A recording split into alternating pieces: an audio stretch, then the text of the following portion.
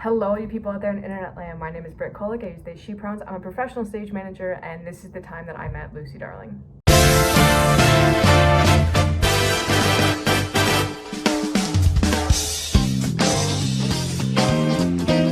I have debated recording this for a while. It's been in my head. It's sort of been bugging me. I don't have my microphone on me, and then I had to get over myself because I'm like, I used to record these videos in the cab of my truck, and I used to do voiceover in my closet with nothing but like my iPhone mic and Instagram Reels. So I'm just finding a way. Also, if you're seeing this, that means one of two things has happened. One, Carissa Hendricks has posted crowd work from the triad and I am in it. Or two, I've just gotten over myself. We'll see which one happens first. But I have decided that if the crowd work video gets posted of me at the triad, I'll post this video. So, quick little backstory. Lucy Darling, for about like 6 weeks, had announced that she was coming to New York. TBA, every day I am on TikTok and the website, like trying to find out when this is happening. So first week of February, like the show's gonna happen in like 20 days. So I am extra just like on it. So I go to shout out Wicked. I am on the train platform on the way home, feeling some type of way about the whole thing. I'm like pulling up TikTok just for something to do while I wait for this train. First video, Carissa Hendricks. We're gonna be at the triad. Tickets are live. Go. And the video had been posted like an hour previous. I'm on the train fighting with the internet connection. I get 2 tickets, one for me, one for M, for Sunday night. Sunday night at 7 p.m.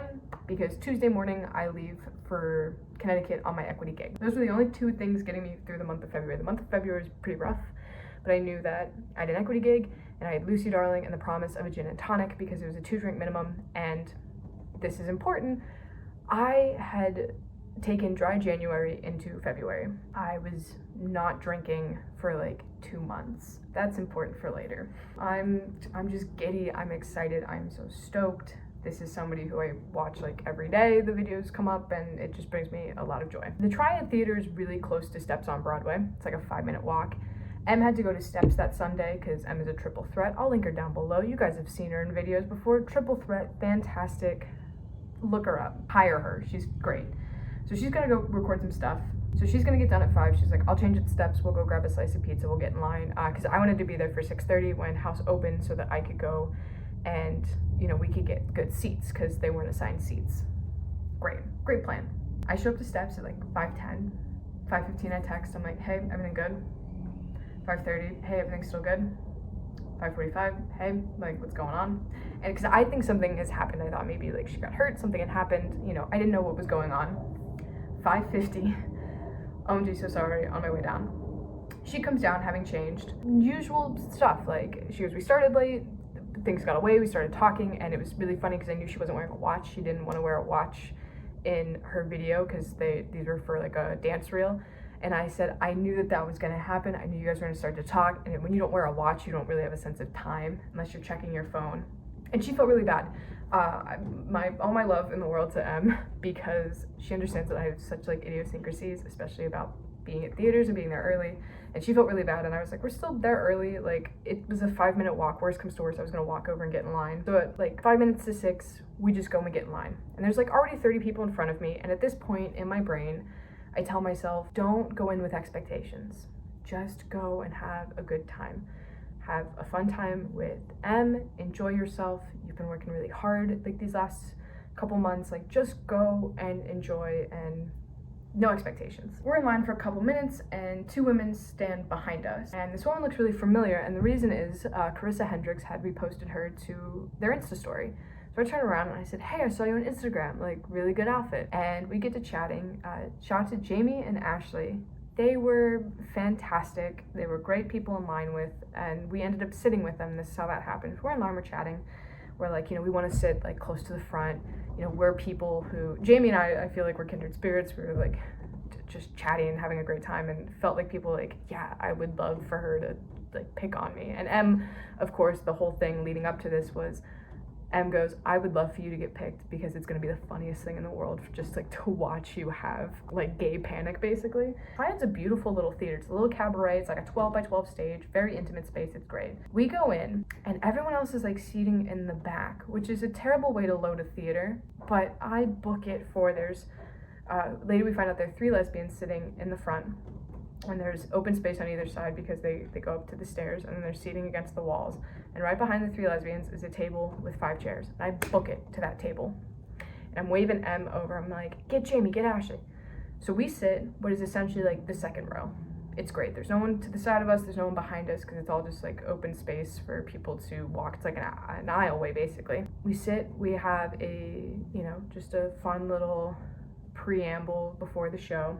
Mark Ettinger, who was her accompanist, he's a local guy, he's her accompanist for the night, comes from the back of the theater, gets on stage, plays the piano, we have a nice little opening. Lucy Darling comes from the back of the house, down to the front. And she actually stops by Jamie and like has like a little moment because she recognizes her from Instagram, which I thought was really cool. Lucy gets on stage, does the whole, you're a beautiful looking audience and you are so handsome and you're gorgeous. She called me gorgeous. We made eye contact. I immediately look at my shoes and I am noting that was the moment, that was the beginning of the end. So she does this whole bit and then she talks to one of the lesbians in the front. There are 2 lesbians in the front that are dating with their friend in the middle of them for some reason. One's a nurse, one's an HVAC. There was a guy to my right who was in real estate. And then there was a guy to our left who we called Mr. Magoo, who was in the Department of the Defense or the Office of Defense. Like, he worked in the government. It was sort of crazy. And all of these people are much old. They're like 30 years older than me. One guy was married. The real estate guy was married as long as I've been alive, which is crazy for me to think about. So all of these people are older, and Lucy makes eye contact with me and my 12-year-old looking ass and goes, and darling, what's your name? And like an idiot, I point to myself because I don't believe she's speaking to me. And I said Brit. Like, I really over-pronunciated my own name because the Pittsburgh accent's a lot of mumbling and I didn't want to deal with, I always get like, I'm Brit, like a British person. I have to say that because I don't enunciate clearly. And she laughed. She was, I'm so glad you pointed to yourself to know who was speaking. And she asked me, she goes, are you okay? You're very red. And I said, I'm just really excited to be here. She goes, I can tell you look like you're going to burst. Should I like stop talking to you? I was like, no, I'm fine. I promise I'm fine. And she goes, yes. What a completely like fine and normal thing for a fine person to say. And we take a deep breath. And then she asked me, she goes, what do you do? I said, I'm a stage manager. To which applause erupted. I'm like looking behind me because it freaked me out. Mostly because I usually have to explain what a stage manager does, and the fact that a whole room full of people just applauded it was very overwhelming and like really cool. And Lucy goes, we love stage managers. It's great. Moves on, does the Think a Drink routine, which is so cool. If you have not seen anything that Lucy Darling has done, if you've not seen Indulgence, and it's so fun. And I, as a former bartender, someone who spent a lot of time in bars, like, I love, it's magic with booze. What's not to love? She moves on to, like, does Ask Lucy. It's a great night. Em and I are falling over each other laughing. Like, we are hitting each other. We were laughing. And I want to say right now, my night's been made. She's called me out. She's sort of made fun of me. I've had a great night.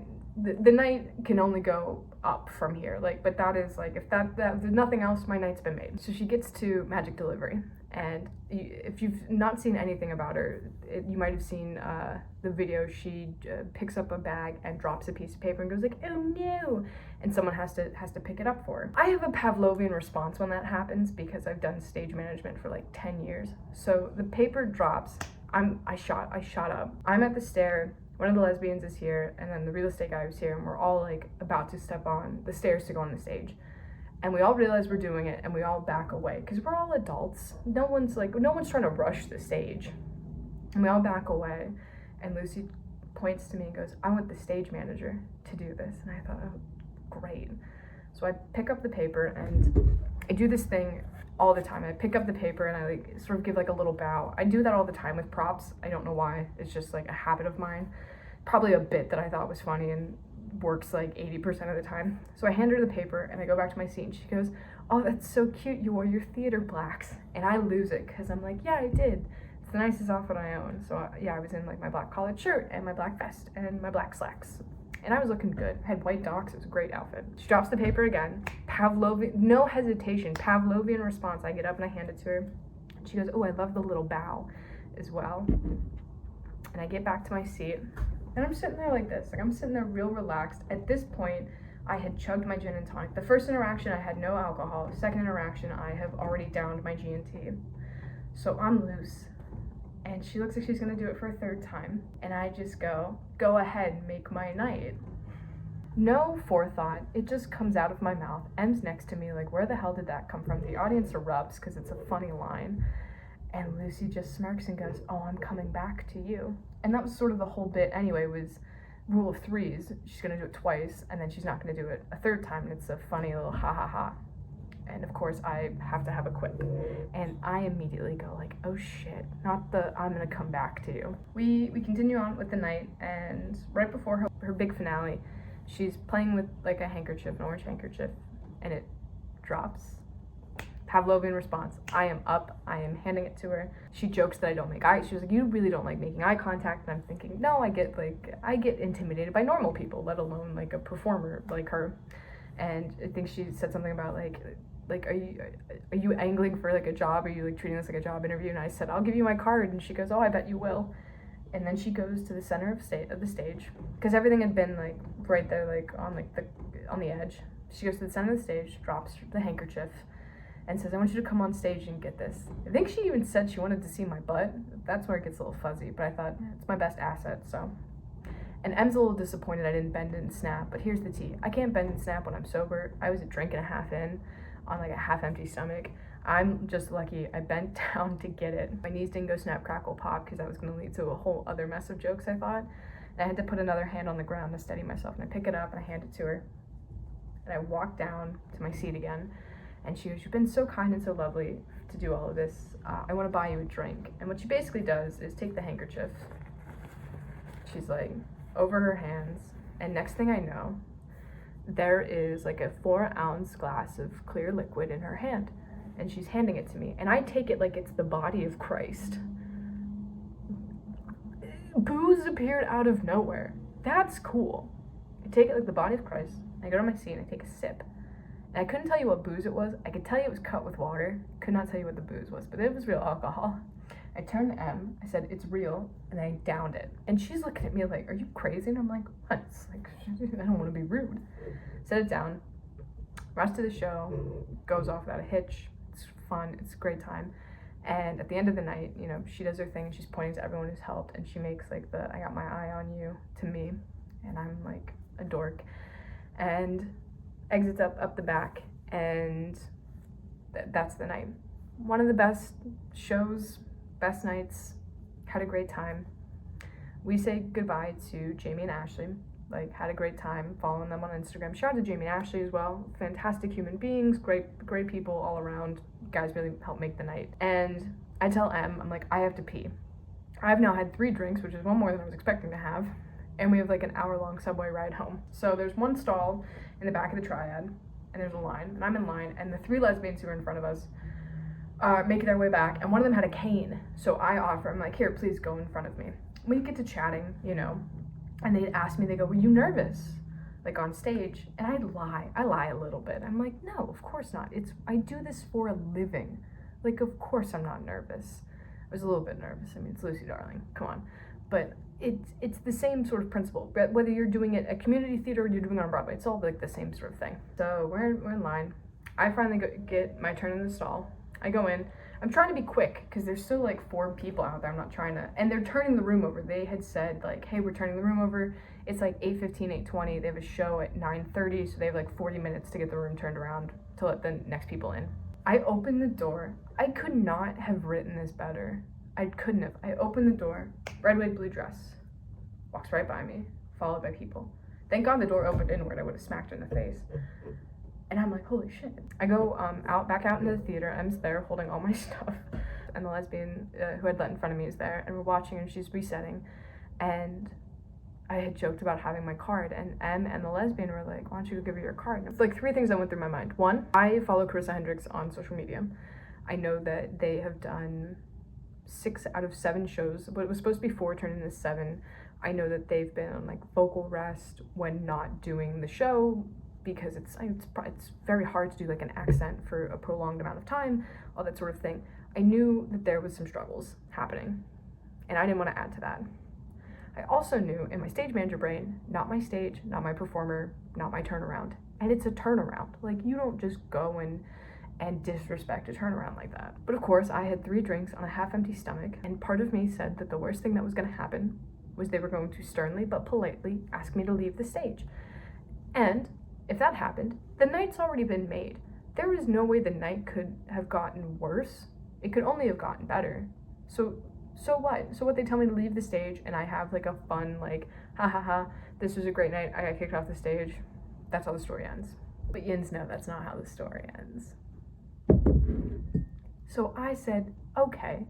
So I get up on stage right. Again, shout out to Mark Ettinger, because he was like really sweet. Like, he looked at me and smiled and didn't kick me off the stage. So I'm hugging like the proscenium, and Lucy and I make eye contact. She like gives a little nod and finishes talking with the people, and then starts walking towards me and going, what do you want me to sign? What do you want me to sign? And I said, I went on stage with my phone and like my business cards. I'm like, oh, I don't have anything for you to sign, I just want to give you my business card.